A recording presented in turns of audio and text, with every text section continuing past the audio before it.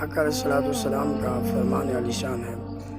حضور فرماتے ہیں جس بندے کو یہ دو چیزیں مل گئی، فرمایا جس بندے کو یہ دو دولتیں مل گئی، فرمایا اس بندے کو کائنات کی ہر چیز مل گئی۔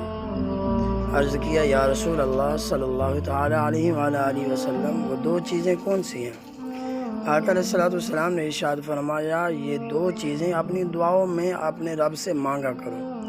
یا رسول اللہ وہ دو چیزیں کون سی ہیں؟ تو مدینے کے تاجدار نے فرمایا وہ دو چیزیں یہ ہیں، فرمایا جس بندے کو معاف کرنے والی دولت مل گئی، معاف کرنے والی دولت مل گئی، اور دوسری بات بیان فرمایا جس بندے کو اپنے رب پر یقین کرنے کی دولت مل گئی۔